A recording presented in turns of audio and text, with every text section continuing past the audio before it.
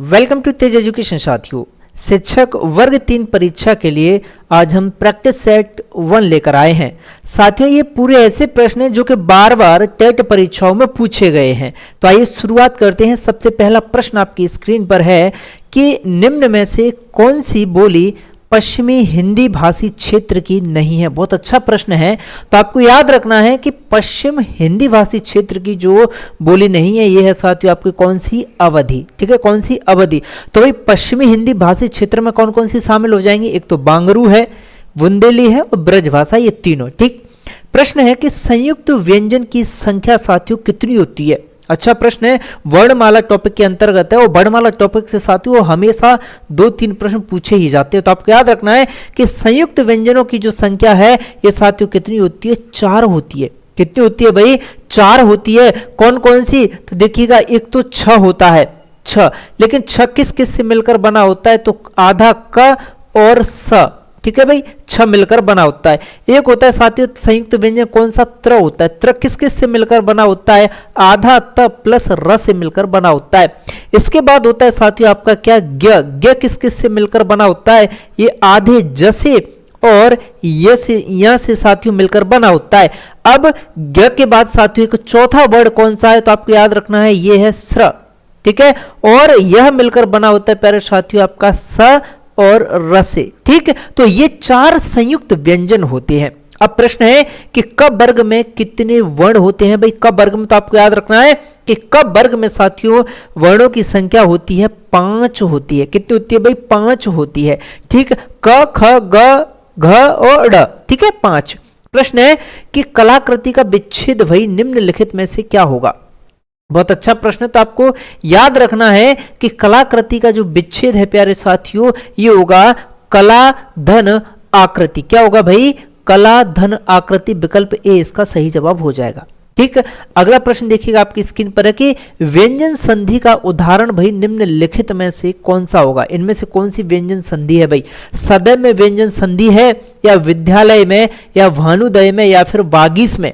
तो आपको याद रखना है साथियों वाक धन ईस, वाक धन ईस, इसमें साथियों क्या है आपकी व्यंजन संधि है। ठीक है, वाक धन ईस बराबर बागीस।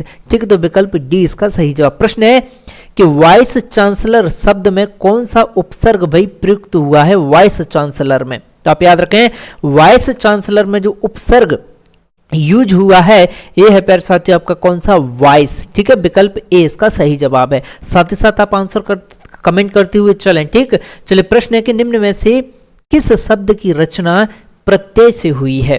भाई प्रतिकूल या प्राचार्य, कृपालु या फिर उदम, प्रत्यय किसमें है। ठीक है, तो आपको याद रखना है भाई कृप धन आलु, कृपालु। ठीक है भाई, तो विकल्प सी इसमें आल जो है प्रत्यय है। प्रत्यय कहां जुड़ते हैं, हमेशा पीछे।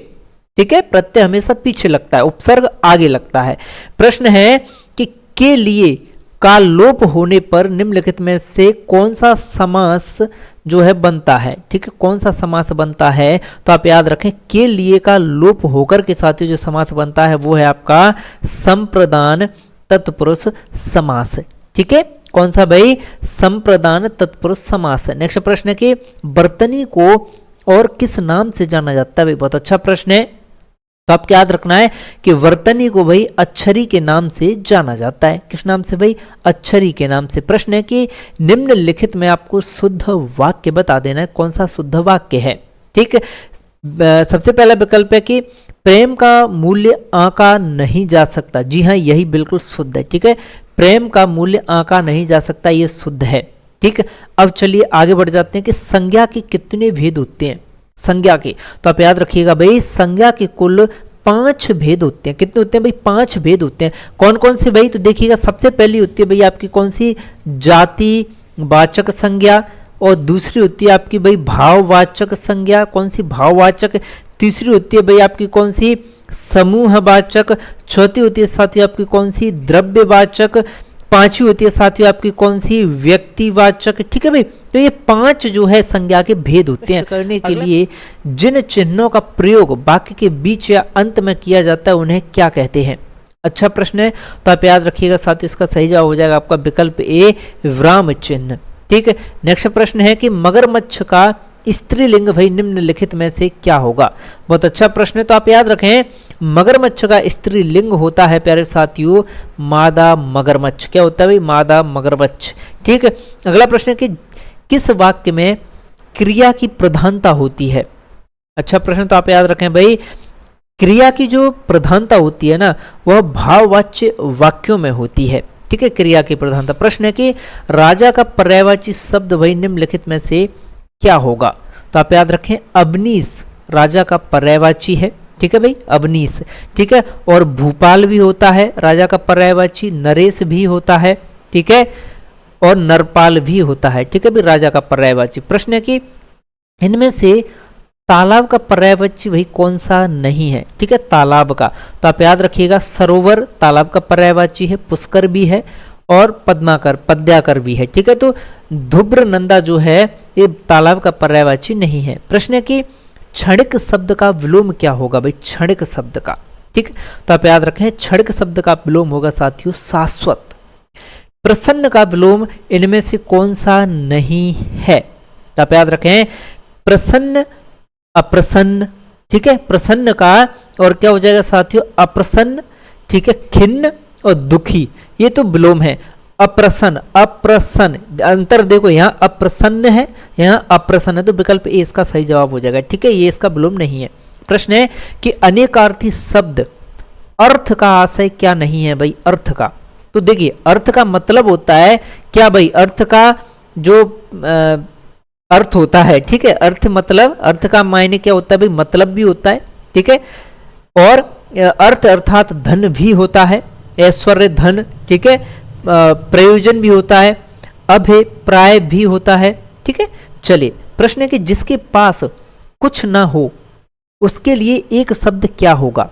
तो जिसके पास कुछ न हो उसके लिए एक शब्द होगा साथियों आपका अकिंचन। क्या होगा भाई? अकिंचन। ठीक है। अजय तो वो होता है भाई जिसे जीता ना जा सके, असीम वो होता है जिसकी कोई सीमा ना हो, और ठीक है, और जिसका कोई शत्रु उत्पन्न नहीं हुआ होता वो अजात शत्रु होता है। प्रश्न है कि अहीर का तत्सम शब्द क्या होगा भाई? अहीर का, तो आप याद रखें, अहीर का तत्सम होता है प्यारे साथियों क्या? आभीर। प्रश्न है कि श्रृंगार रस का स्थायी भाव क्या होता है? तो आप याद रखें, श्रृंगार रस का स्थायी भाव होता है भाई रति। ठीक, क्या होता है? रति। प्रश्न है कि मानह मनिमय मोल माल आकृत अलवेली, इस पंक्ति में भाई कौन सा अलंकार है? अच्छा प्रश्न है, तो आपको याद रखना है, इस पंक्ति में साथियों उत्प्रेक्षा अलंकार है। नेक्स्ट प्रश्न है कि आग में घी डालना, इस मुहावरे का सही अर्थ क्या होगा? तो आप याद रखना, आग में घी डालना, इस मुहावरे का सही अर्थ होगा भाई क्रोधी को और अधिक उत्तेजित करना, उसे और अधिक उकसाना। ठीक है, आग में घी डालने का अर्थ होगा। तो साथियों इस वीडियो में हमने अति महत्वपूर्ण बार बार पूछे गए टेट परीक्षा के प्रश्न देखे और इस सीरीज को हम आगे बढ़ाएंगे। इसी तरह से आपको शानदार प्रश्न करवाए जाएंगे और पीडीएफ आपको वीडियो के नीचे डिस्क्रिप्शन में दी गई लिंक पर जाकर मिल जाएगा, 1 क्लिक में डाउनलोड। ठीक है साथियों।